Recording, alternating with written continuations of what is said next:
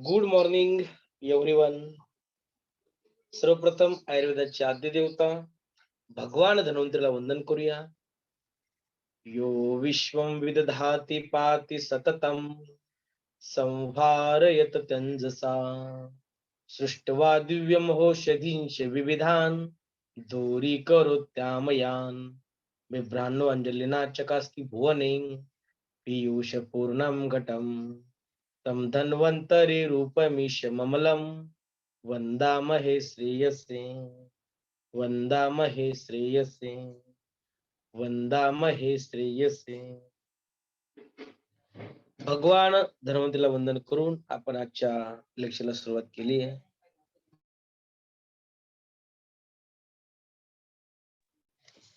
चरक संहिता सूत्रस्थान मात्राशिती अध्याय 5 आपण चालू केलेला आहे.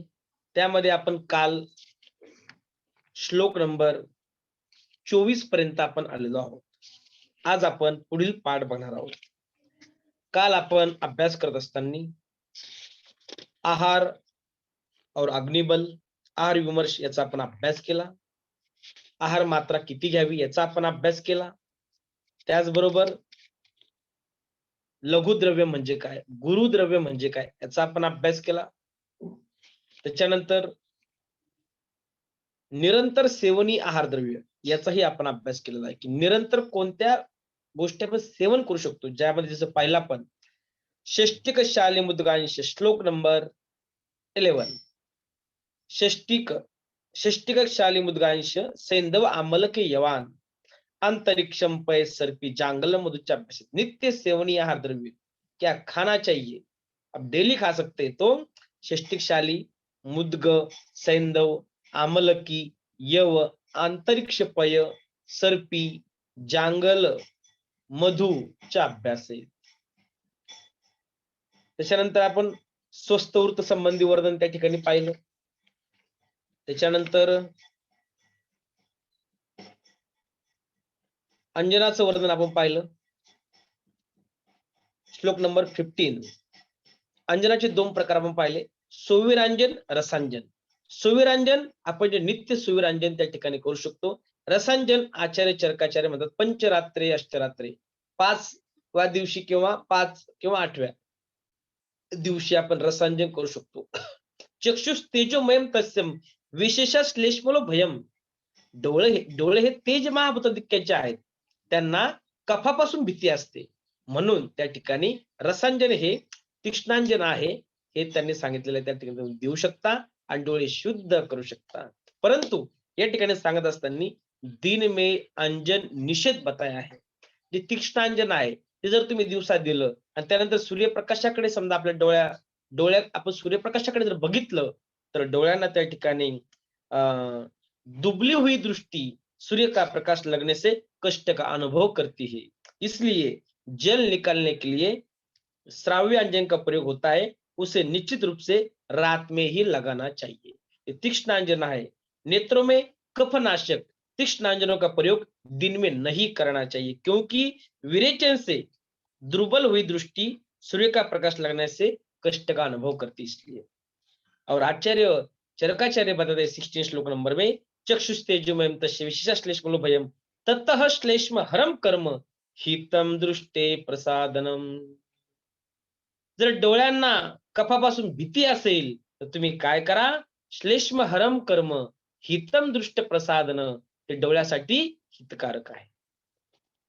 नेत्र तेज स्वरूप है, उन्हें विशेष कर कफ दोष से भय रहता है, इसलिए कफनाशक कर्म नेत्र दृष्टि को निर्मल बनाने में मित्र होता है. हम जब सुबह उठते हैं, जब आपण जेव्हा तोंड वगैरे धुतो तेव्हा गरम पाण्याचा उपयोग करतो, डोळे आपण हे करतो, तोंड धुतो, जे कफ असेल पूर्ण बाहेर जातो, डोळ्यांना एक प्रकारचं तेज ओज प्राप्त होतं, कारण संपूर्ण कफ डोळ्याचा जो मल असतो तो सुद्धा आपण काय करतो त्या ठिकाणी आपला बाहेर त्या ठिकाणी गेलेला आपल्याला दिसून येतो.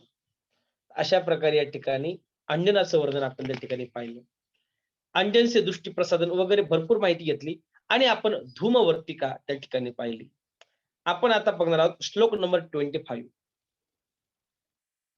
वसा घृत मधुचिष्टेर युक्तिर औषधे वर्तीर मधुरके कृत्वा स्नेहिकीम धूमाम चले.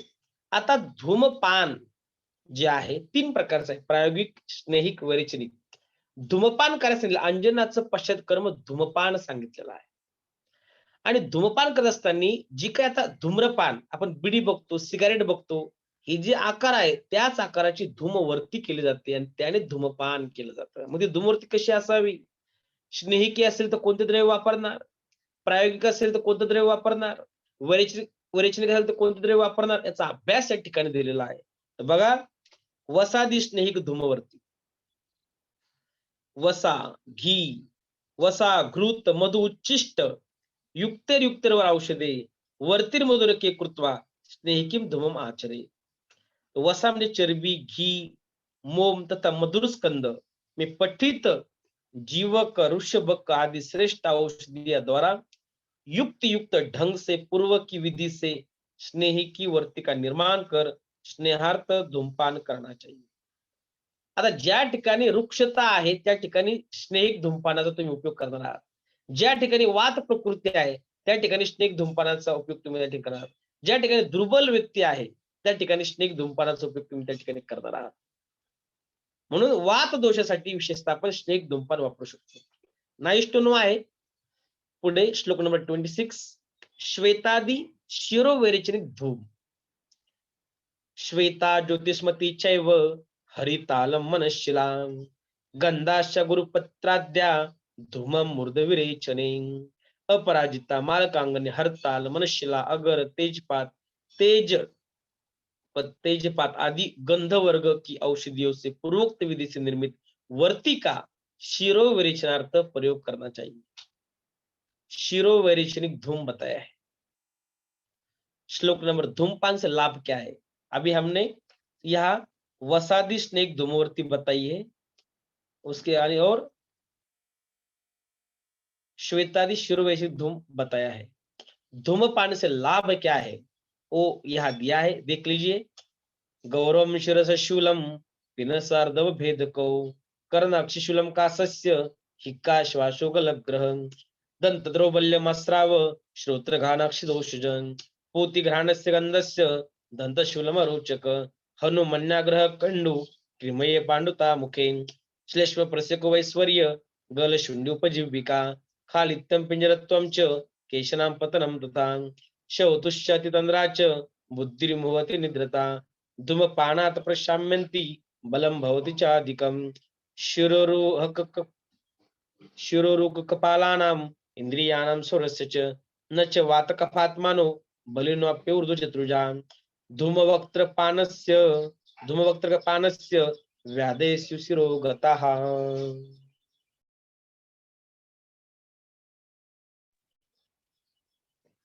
धूमपान से लाभ.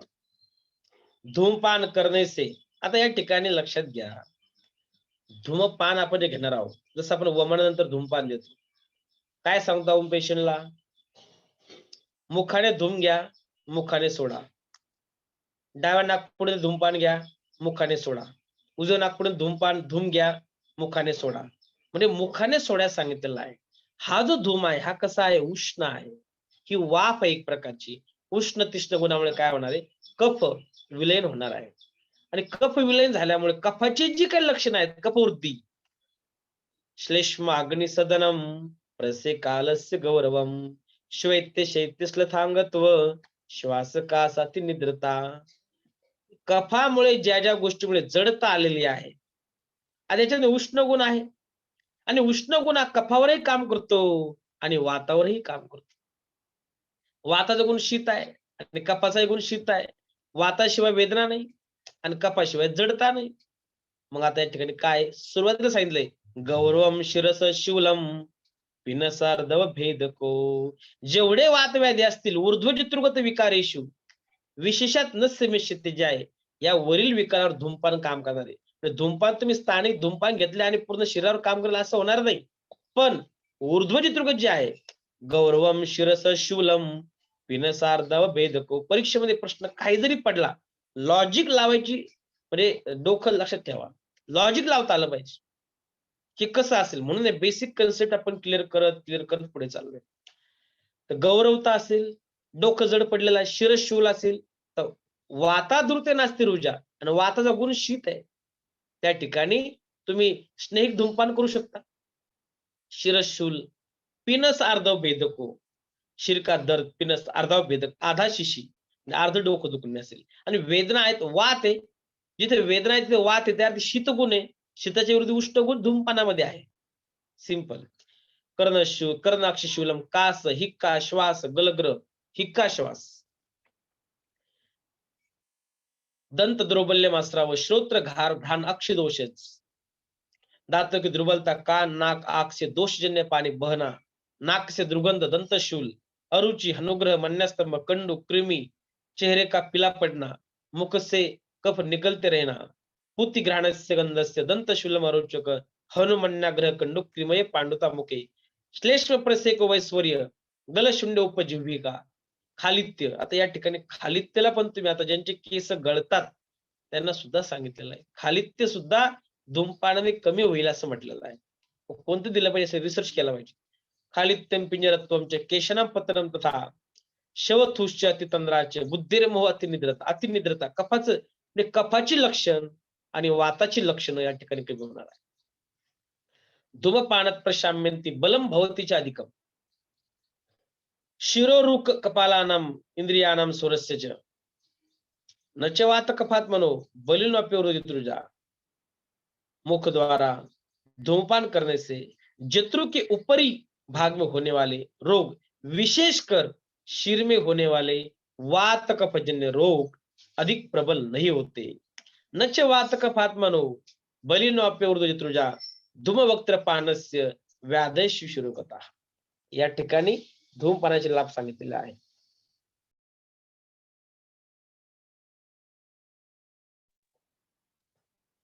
धूमपान से लाभ नाइष्टोनो आहे. परीक्षेमध्ये काही जरी पडलं तर लक्षात आलं पाहिजे की वात कफात्मक विकार, ऊर्ध्वजत्रुगत विकारावर धूमपान उपयुक्त आहे. धूमपानाचे काल मात्र व्हीव्हीआयएमपी आहे. श्लोक नंबर 33-35 बघा. प्रयोग पाने तस्याष्टो कालाः संपरिकीर्तितान् वात श्लेष्म समुत्क्लेश कालेष्वेषु हि लक्ष्यते स्नात्वा भुक्त्वा समुल्लिख्य श्रुत्वा दंत निगृह्य च नावन अंजन निद्रांते चात्मवान धूमपो भवेत् तथा वातकफात्मानो न भवन्ति ऊर्ध्वजत्रुजा. धूमपान के काल आचार्य चरकांनी, आचार्य सुश्रुतांनी, आचार्य वाग्भट्टांनी सगळ्यांनी वर्णन केलेलं आहे. आपण आता आचार्य चरकाचार्यांचे बघू. धूमपान के काल लिहून घ्या, इम्पॉर्टंट आहे सगळं. प्रायोगिक धूमपान करने के 8 काल बतलाए गए. तर प्रायोगिक प्रयोग पाने तस्याष्टो कालाः संपरिकीर्तिता म्हणजे प्रायोगिक धूमपान 8 काल. क्योंकि वात और कफ के उपद्रव भी इन 8 कालों में ही देखे जाते हैं. वात आणि कफ यांचा उपद्रव हे 8 काळात दिसून येतो. कोणता काळ बघा. समुत्क्लेश का अर्थ है बाहर निकालने के लिए उद्यत होना. वात श्लेष्म समुत्क्लेश कालेष्वेषु हि लक्ष्यते. ज्या वेळेस वात आणि कफाचा उत्क्लेश होणार आहे अशा वेळा कोणत्या आहेत त्या चरकाचार्यांनी शोधल्या आणि या ग्रंथात लिहिल्या. त्या कोणत्या आहेत बघा. पहिलं स्नान करके, स्नात्वा, भुक्त्वा, समुल्लिख्य, श्रुत्वा दंता निगृह्य च.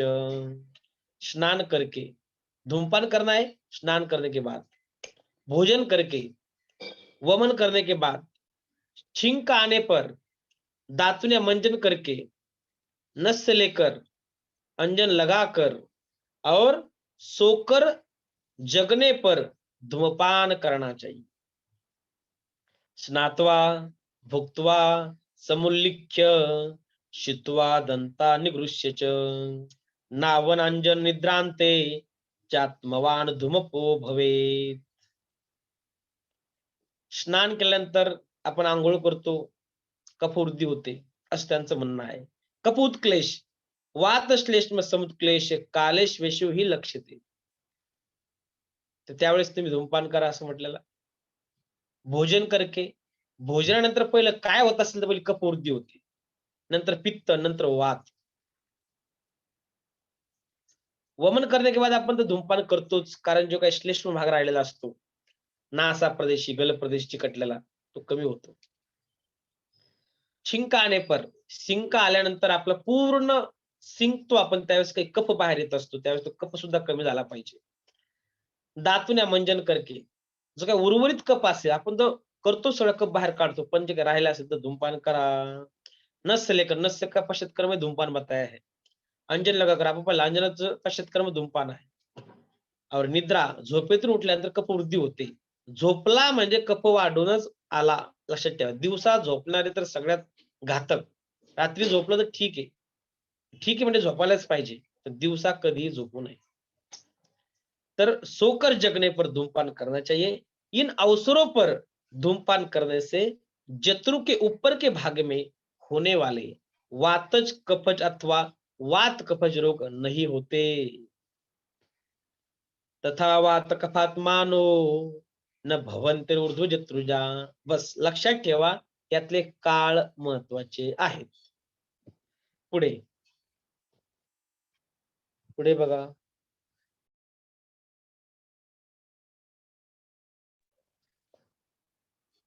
रोगास्तस्य तुपेया सुरापाना स्त्रिय स्त्रिय.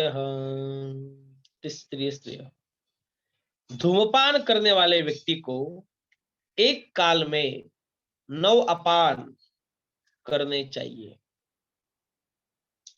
एक आवृत्ति में धूम को 3 बार निकालना चाहिए. पुनः थोड़ा ठहर कर इसी प्रकार पीना चाहिए और फिर तीसरी आवृत्ति में भी ऐसा ही करना चाहिए. रोगास्तस्यस्तु पेया सुर आनापान स्त्री स्त्रयः. धूमपान करने वाले व्यक्ती को एक काल में 9 अपान. आता आपण कसं करतो माहितीये का? 9 अपान म्हणजे आपल्या आता सध्या प्रॅक्टिस मध्ये डाव्या नाकपुडून 3 वेळा आपण धूम घ्यायला लावतो, 3 वेळा मुखाने सोडायला लावतो. उजव्या नाकपुडे 3 वेळा धूम घ्यायला लावतो, 3 वेळा मुखाने सोडायला लावतो आणि मुखाने 3 वेळा घेतो. 3, 3 आणि 3 म्हणजे झाले 3 त्रिक 9. एमसीक्यू लक्षात ठेवा, परीक्षेमध्ये आला तर 9 अपान करने चाहिए.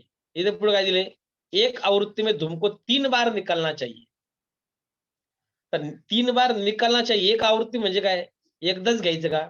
ते काय आहे ते जरा हे आहे, मतमतांतर आहे. पण आपण लक्षात ठेवा, त्याने सांगितलंय की एक आवृत्ती में धूम को 3 बार निकालना चाहिए. म्हणजे बाहेर काढलं पाहिजे. एकदा घेतल्यानंतर 3 वेळा बाहेर काढा. पुन्हा थोडा ठहर कर इसी प्रकार पीना चाहिए और फिर तीसरी आवृत्ती में भी ऐसा ही करना चाहिए. ठीक आहे, 3 आवृत्त्या त्यांनी करायच्या. मग 3 वेळा घ्यायचंय आणि 3 वेळा सोडायचं आहे. लक्षात ठेवायला एमसीक्यू फक्त एवढाच आहे, 9 अपान करणे चाहिए. रोगास्तस्यस्तु पेया सुरा अपाना स्त्रिय स्त्रिय. ठीक आहे, नाईस टू नो आहे, त्यावर काही प्रश्न येत नाही. श्लोक नंबर 36. परम द्विकाल पायी स्यात् दन्न कालेषु बुद्धिमान. प्रायोगिक धूमपान का दैनिक काल. यद्यपि धूमपान के 8 काल कहे गए हैं, किंतु बुद्धिमान व्यक्ति को चाहिए कि वह प्रायोगिक धूमपान दिन में 2 ही बार करे.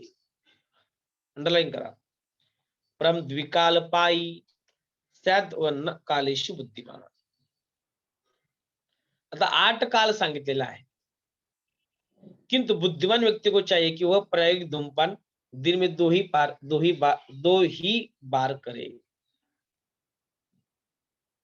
8 काळ सांगितले म्हणजे आपण 8 वेळा करायचं का? तर नाही. प्रायोगिक धूमपान का दैनिक काल धूमपान दिन में 2 ही बार करे असं म्हटलेलं आहे. म्हणजे 2 वेळा तुम्ही करू शकता दिवसातून. प्रयोगे स्नेहिके त्वेकम वैरेचम त्रिशतु पिबेत. स्नेहिक तथा वैरेचिक धूमपान की संख्या. स्नेहिक धूमपान दिन में 1 बार और वैरेचिक धूमपान आवश्यकता के अनुसार 3 बार, 3 ते 4 बार ले सकते हैं. लिहून घ्या. प्रायोगिक, स्नेहिक आणि वैरेचनिक. प्रायोगिक द्विकाल.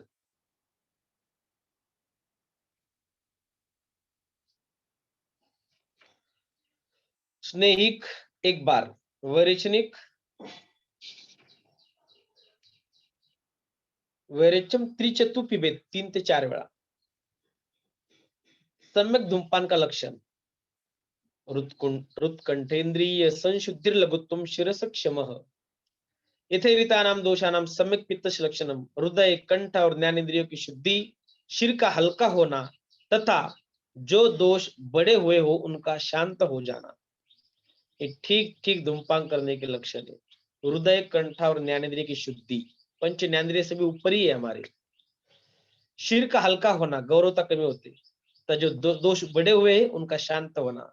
हृत्कंठेन्द्रिय संशुद्धि लघुत्तम शिरस शमः यथेरितानाम दोषानाम सम्यक पित्तस्य लक्षणम।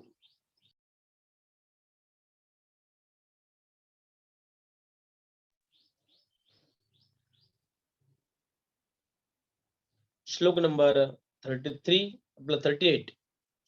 अकाल में अति धूमपान के उपद्रव। आता अकाल में अति धूमपान के उपद्रव या ठिकाणी सांगितले। अति धूम्रपान, धूमपान आपण जर 9 आपण सांगितलेले आहेत, आपण जर जास्त वेळा केलं तर काय होईल? बाध्रियमान्य मुखत्वम रक्तपित्तम शिरोभ्रमम अकालस्य अति पित्तस्य धूम कुर्यदुपद्रवान। ऊपर बतलाए गए काल के अतिरिक्त अथवा जब वात कफ बहिर्गमनोन्मुख न हो तब किया हुआ धूमपान या अति मात्रा में पिया हुआ धूमपान बधिरता, अंधता, गूंगापन, रक्तपित्त और शरीर में चक्कर आना इन उपद्रव को करता है। लिहून घ्या अति धूमपान के लक्षण महत्वाचे। बाधिर्य, अंध्य, मुखत्व, रक्तपित्त, शिरोभ्रम अकालेच्या पित्तस्य धूम कुर्यद उपद्रवान। ऊपर बतलाय गए काल, जे काही 8 काल सांगितले त्याचे सोडून अतिरिक्त अथवा आणि ज्या दिवशी प्रायोगिक स्नेहिक वैराग्य सांगितले त्यांचं ते मात्रा सोडून अथवा जब वात कफ बहिर्गमनोन्मुख न हो तब किया हुआ धूमपान या अतिमात्रा। बहिर्गमनोन्मुख म्हणजे उत्क्लेशित नसताना तुम्ही जर करत बसले धूमपान तर ते धोकादायक। अविधी धूमपान ज्यांना उपद्रव चिकित्सा। आता धूमपान केलेच तर चिकित्सा काय? ही चिकित्सा तुम्ही इतर जी लोक आहेत सध्या धूम्रपान करतात, सिगारेट पितात, बिडी पितात त्यांच्यासाठी सुद्धा तुम्ही उपयुक्तता वापरू शकता। तत्रेष्टम सर्पिष पानम नावन अंजन तरपणम स्नेहिकम धूमजे दोषे वायु पित्तानुगो यदि शीतम तो रक्तपित्ते श्लेष्म वित्ते विरुक्षणम। अविधि धूमपान जन्य उपद्रव की चिकित्सा।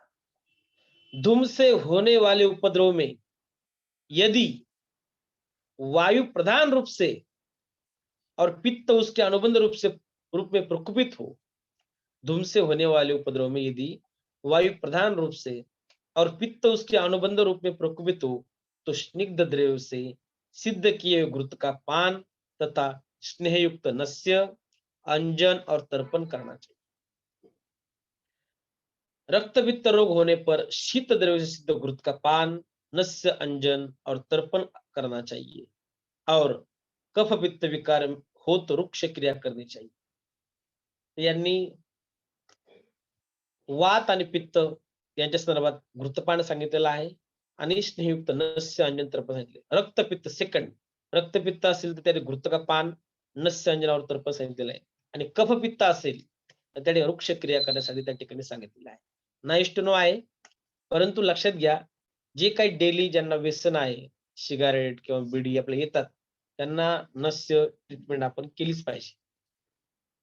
कमीत कमी एक 7 दिवस नस्य देऊन बघा। जे काही तुमच्या प्रॅक्टिस मध्ये इकडे तिकडे कधी व्यसनी असे असतील की मी सिगारेट पितो किंवा बिडी पितो, त्यांना काय करायचं ते करा, पण नस्य करून घ्या, तुमचा फायदा आहे। अंजन करा, तर्पण करा, कारण ती जी उष्णता ते सारखं घेत राहतात ना त्यामुळे डोळ्यांसाठी हानिकारक आहे, डोळे लाल असतात त्यांची आणि आपल्या अवतीभोवती हे पेशंट आहेच असं म्हणूच नका तुम्ही। आपल्या परिवारात इकडे तिकडे नातेवाईकात असतातच। त्याच्यामुळे आपण विशेष जी काही संहिता वाचतोय यातील आपण काय आपल्या प्रॅक्टिस मध्ये उपयोग करू शकतो आत्ताच त्याची नोट आउट करून ठेवा, ती छोटी डायरी करून ठेवा। पीजीची तयारी करतच आहात, प्रॅक्टिसची पण तयारी करा आतापासून, लक्षात घ्या। कारण परत जे आम्हाला आमचे आदरणीय गुरु परशुराम पवार सरांनी शिकवलं होतं क्लासमध्ये नाशिकला, तेव्हा आम्हाला ही सगळी संहिता कळाली आणि तेव्हा आम्हाला हे लक्षात आलं की असं काहीतरी संहिता वाचन झालं। लाईन टू लाईन सर शिकवतात, लक्षात घ्या, असा त्यांचा क्लास आहे, लाईन टू लाईन शिकवतात ना। आम्हाला तेव्हा चरक संहिता लाईन टू लाईन कळाली। तर कशाला कोण वाचतंय? तुम्हाला आता मी शिकवलंय. परत आपण आयुष्यात कधी लाईन टू लाईन वाचत नाही. जर तुम्ही काही क्लासेस घेतले, तर शक्य आहे. आता मी क्लासेस घेतो, म्हणजे माझं वाचनही होतं आणि तुम्हाला शिकवणंही होतं. दोन्ही फायदे आहे. ते म्हणतात ना 3 गोष्टी आहेत. मान, दान आणि ज्ञान. या तिन्ही गोष्टी दिल्यानं वाढतात. तुम्ही कोणाला मान द्या, तुमचा मान टिकून राहतो. उलट तुमचा मान वाढतो. दान करा, तुम्हाला आपोआप तुमची म्हणजे तुम्हाला भरपूर संपत्ती आपोआप मिळत राहते, दान केल्याने. आणि थर्ड ज्ञान. ज्ञान दिल्याने ज्ञान वाढते. त्या ज्ञानाचे मंदिर आहे. सत्य शिवाहुनी सुंदर आहे. तर मान, दान आणि ज्ञान तिन्ही गोष्टी देत राहायचं. काही कमी पडणार नाही. म्हणून ही संहिता वाचत असतानाच तुम्ही नोट आउट करून ठेवा. प्रॅक्टिसमध्ये इम्पोर्टंट काय? श्लोक नंबर पुढचा बघा. परम तोत प्रवक्ष्यामि धूमो येषाम विगरित. अब इसके बाद जिन लोगों को धूमपान नहीं करना चाहिए उनका निर्देश किया जाएगा. आता धूमपान कोणाला द्यायचं नाही. श्लोक नंबर 41 से लेकर 44 धूमपान का निषेध. न विरिक्त पिबेत धूमम न कृते वस्ति कर्मणि न रक्ति न विषेनार्तो न शोचन न च गर्भिणी न श्रमेण मदेनामे न पित्तेन प्रजागरे न मूर्छा भ्रम तृष्णासु न क्षीणेनापि जक्षते न मद्यदुग्धे पित्वा च न स्नेहं न च माक्षिकम् धूमं न भुक्त्वा दध्ना च न रुक्षकृत्य एव च न तालु शोषे तिमिरे शिरस्त्यभिहितेन च न शंके न रोहिण्यां न मेहे न मदाते. धूमपान का निषेध. जिसने विरेचन लिया हो वो धूमपान न करे. आता हे वमनानंतर पश्चात्क्रमामध्ये धूमपान सांगितलेलं आहे, बरोबर आहे. पण विरेचनानंतर सांगितलेलं नाही. त्याने सांगितलं की ज्याला विरेचन दिलेलं आहे त्याला धूमपान करू नका. विरेचन देण्याला धूमपानाची गरज नाही. परत बस्ती लेने पर भी धूमपान न करे. बस्ती घेतल्यानं धूमपानाची आवश्यकता नाही. कारण गुद मार्गाचा आणि धूमपानाचा काहीच संबंध नाही. धूमपान का देतो आपण? श्लेष्म कफ जो आहे तो कमी झाला पाहिजे म्हणून धूमपान देतो. विरेचन गुदमार्गातून बाहेर जाणारे, बस्ती गुदमार्गातून येणार आहोत, त्याचा आणि धूमपानाचा काहीच संबंध नाही. जिसने विरेचन लिया हो वो धूमपान न करे, बस्ती लेने पर भी धूमपान न करे. आता पुढे, आता तुम्हाला सांगतो धूमपान कोणी करायचं नाही आपल्याला माहिती आहे. वात कफात्मक विकार ज्यांना आहेत त्यांना धूमपान करायचंय. मग राहिलं काय? पित्त. सिंपल आहे. पुढे बघा आता पित्त व्याधी सगळे येतील. रक्तपित्त का रोगी, विष से पीडित. विषामध्ये काय उष्ण गुण आहे. धूमपानामध्ये उष्ण गुण आहे. वाढता वाढता वाढे वाढे धनसंपदा. समान आणि समानाची वृद्धी. समान गुणात्मक आहार घेतला की ते वाढणार. कफ वाढलाय, दूध पेत बसले, बासुंदी खात बसले, गुलाबजामुन खात बसले, वाढणार कफ. तसं हे आहे. ऑलरेडी रक्तपित्त आहे, विष से पीडित आहे, अजून काही व्याधी येतील. त्या गुणात्मक ती ज्या गुणाचे आहेत त्या गुणाची जर वाढ झाली तर हे धोकादायक होणार. शोक आतुर और गर्भिणी स्त्री धूमपान न करे. शोक आतुर, चिंताग्रस्त गर्भिणी स्त्री धूमपान न करे. कारण उष्ण गर्भिणी असेल तर बाळ हे सौम्य त्याला शीत उपचार करायचे असतात सगळे. हळुवारपणे त्याची वाढ होत असते 9 महिने 9 दिवस. त्याने उष्ण करून चालणार नाही काही. जो मनुष्य थका हो, नशे में हो, आमदोष तथा पित्त प्रकोपग्रस्त हो एवं रात्रि जागरण किया हो उसे धूमपान नहीं करना चाहिए. मूर्छा आती हो, चक्कर मालूम होता हो, प्यास से पीडित हो, तृष्णा आहे त्याला पाण्याची गरज आहे, धूमपानाची नाही.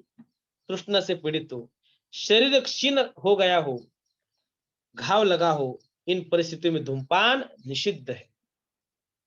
इसी प्रकार इसी प्रकार मद्यपान करके, दूध पीकर, घृत आदि स्नेह का पान कर, मधु का सेवन कर, दही के साथ भोजन करके शरीर में रुक्षता होने पर एवं क्रोध की स्थिति में धूमपान नहीं करना चाहिए. आता यांनी पहिलं त्यांनी काही महत्वाच्या गोष्टी सांगितल्या. रक्तपित्त रोगी, विशेष पीडित, शोकातुर, गर्भिणी. परत ते विहारात्मक गोष्टी सांगितल्या की जे कोणी थकलेलं आहे, रात्री जागरण केलेलं आहे. परत आहारात्मक गोष्टी पण त्यांनी सांगितल्या की यानंतर तुम्ही धूमपान करू नका. मद्यपान, मद्य उष्ण आहे. दूध पीकर, याकडे दुधाचं वर्णन केलेलं आहे. घृत आदिशने का पान कर, मधु का सेवन कर, दही के साथ भोजन करके शरीर में रुक्षता होने पर एवं क्रोध की स्थिति में धूमपान नहीं करना चाहिए. न मद्य दुग्धे पित्वा च, न स्नेहम न च माक्षिकम. तालू सूखता हो, आंखों के सामने अंधेरा आता हो, सिर में चोट लगी हो, शंखक रोग, रोहिणी, प्रमेह और मदत्य रोग में धूमपान नहीं करना चाहिए. धूमम न भुक्त्वा ददना च, न रुक्षम कृतेव च, न तालु शोषे तिमिरे शिरस्य भीतेन च, न शंखके न रोहिण्याम न मेहे न मदत्य. धूमपान निषेध कोणामध्ये आहे असा प्रश्न पडला तर तुम्हाला एवढं कळलं पाहिजे. प्रमेह, मदात्यय, रोहिणी, शंखक रोग लक्षात घ्या. निषिद्ध काल में धूमपान से हानी. काय होईल निषिद्ध काळामध्ये धूमपान केला तुम्ही तर? जे काळ सांगितले ते काळ सोडून. येषु धूमकालेषु मोहात् पिबति यो नरः रोगास्तस्य प्रवर्धन्ते दारुणा धूमविभ्रमात्. निषिद्ध काल में धूमपान से हानि. जो मनुष्य अज्ञातावश इन वर्जित परिस्थितियों में धूमपान करता है, उस मनुष्य को धूम के विभ्रम से भयंकर और बढ़ने वाले रोग होते हैं. असमय सेवनजन्य दोष. 46. नासिका से धूम निकालने से हानी. आता धूम घ्यायचं सांगितलं नासिकातून, पण सोडायचं सांगितलं मुखातून. काय कारण आहे? पुढच्या श्लोकात 46, 47 मध्ये बघा.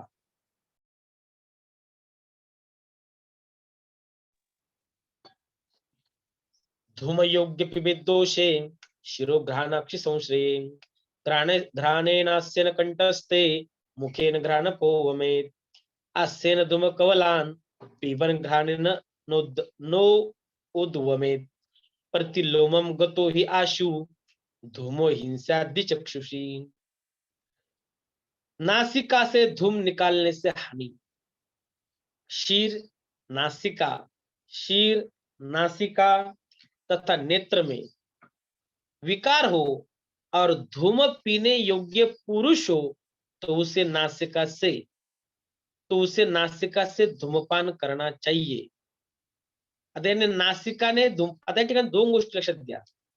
धूमपान करत असताना नासिकाने धूमपान करणे आणि नासिकाने सोडणे, नासिकाने धूमपान करणे आणि मुखाने सोडणे, हे कधी करावं याचं वर्णन सुद्धा केलेलं आहे.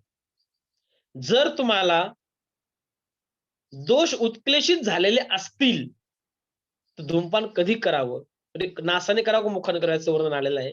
आणि उत्क्लेशित झालेले नसतील, उत्क्लेशित करायचे असतील तर कसं धूमपान करावं याचंही वर्णन आयुर्वेद शास्त्रामध्ये आहे. आता याचा हा पहिला श्लोक समजून घेऊ आपण.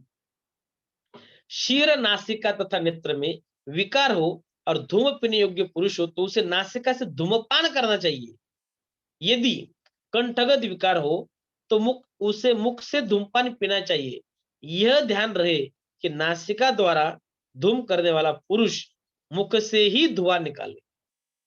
इसी प्रकार मुख द्वारा धूमपान करके नाक से धुआं कभी न निकाले, क्योंकि अपितु मुख द्वारा धूमपान कर मुख से धुआं बाहर निकाले.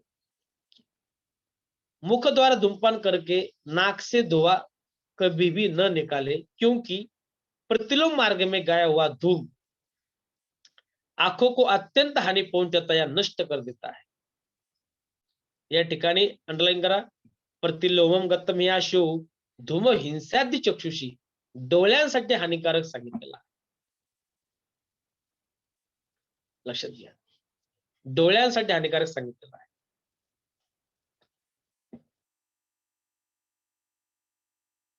पंचकर्म कस्तुरीचं बुक तुम्ही बघत असताना तुम्हाला लक्षात येईल त्या ठिकाणी दोष उत्क्लेशित होण्यासाठी धूमपान सुरुवात